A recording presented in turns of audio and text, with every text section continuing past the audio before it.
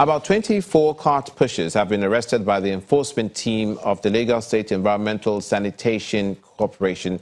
The suspects, who were picked up in the wee hours of the morning along the Itire-Ojota Link Bridge in Sele axis of Lagos, also had their over 150 carts impounded.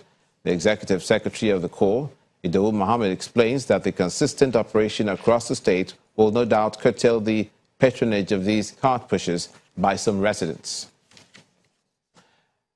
And now, some states across the country are experiencing lack of potable water, with residents either resorting to getting polluted water from streams to get by, or for those that live in the cities, relying on supply from water tank trucks to access the resource. An essential commodity that people all over the world take for granted, it's being dearly sought after in some states of Nigeria: water. Owerri in Imo State is one of the fastest growing cities in the southeastern region of the country. But behind the bustling metropolis lies a serious shortage of clean pipe-borne water. Most of the boreholes are being sunk in places that are very dirty. And the Imo State government says there's light at the end of the tunnel. His Excellency has directed that efforts should be made within the next 3-4 months to make sure that water is distributed. In Abia State, water tank trucks are meeting the needs of residents of Umuahia, the capital city, in the absence of potable water supply by the government. But there's a prize. In Umuchima village, the scenario is worse, as the stream serves as a swimming pool, a bathroom, and a water dispenser. The Abia State Water Board says the situation will be improved on. We want a situation where the water sector will work for at least another 50 years without breaking down. We don't have water. We fight for water at the stream. My children didn't have water to bathe today before they went to school.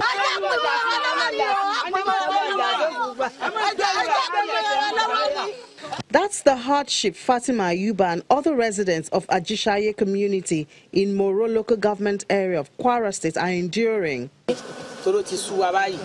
A trip to the Kwara State Ministry of Water Resources brings no answer, as the cabinet has been dissolved and no officials are on ground.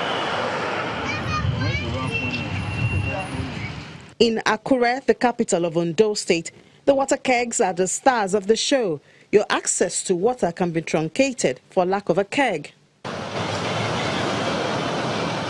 I'm suffering about this water.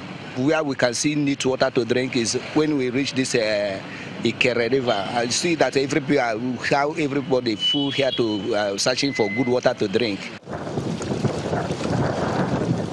In Bauchi State, the Gobi Dam water treatment plant performs below capacity, supplying 30 million litres instead of 45 million litres, therefore supplying water to only 50% of the population that it's meant to serve. And we are about to launch the rehabilitation and expansion of the facilities. This scenario playing out in different parts of Nigeria, the government is expected to rise to the occasion and plug those gaps everywhere. And joining us on News Across Nigeria to talk more about the scarcity of potable water in some states of the Federation is Professor Alabi Shoneye, Professor of Geography at the University of Lagos. You're welcome to News Across Nigeria. Thank you very much. Happy Friday. Same to you. Should we even have any business with scarcity of water shortage in Nigeria? What's your opinion, and how can we fix it? It is just very, very necessary that we will have it, and we shall continue to have it. We have a very wide expanse of land running from the coastal mangroves to as far as the Sahelian regions in the north. So there are different ecological regions, there are different hydrological regions. Therefore, the kind of scenario you have towards the south will not be the same as the north. So while some are saying is Uhuru, some others will be suffering. Sometimes we have floods, others are not having. Now it's the other way around. What's about the function of the water boards and the water management ministries across the states? Well, primarily they are meant to provide safe water for the population.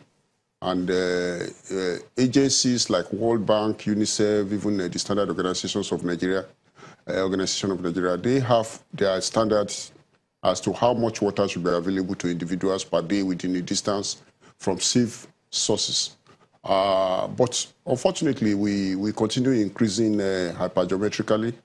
There is much more pressure on available facilities, and therefore there will be need for more and more and more. You're talking about the population and urban, rural to urban migration? Not only in urban areas, even in the rural areas. Mind you, the same water is being used for so many functions. It's not only drinking, we are talking of other domestic uses, we are talking of industrialization, so many things, even irrigation. What about the factors that are man-made? You saw that report, you saw people in Kwara State having to make do with water from polluted streams.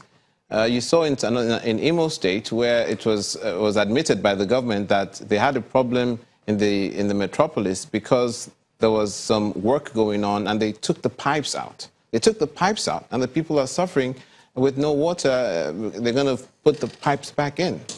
It's a complex situation, actually, because those in the rural, well, if you look at the issue of water sources, there are so many of them, and each one has its own peculiarities. In most of the rural areas, you have to depend on the streams because they are far away or the government is far away. They or the government, of course, one is far away from the other. Okay. So they depend on streams where they have philanthropists or they have good governance. There are some boreholes, covered wells provided. But mind you, we're in the dry season. The drawdown will reduce. The water level will reduce rather. And therefore, if you are having so much meters of water before, you expect that you have less. Now, in the urban areas, well, one of the problems is that of lack of coordination between the series of agencies and parastatals. For instance, it's ironical for Ministry of Works or whoever is to be working on its institutional mandates and then without really considering what effects it will have for some other agencies. Ordinarily, if there had been enough special information, we always request that, well, why not have good maps? Why not have good images? Let the Ministry of Water know where the works will be working on, and let works know where electricity will be.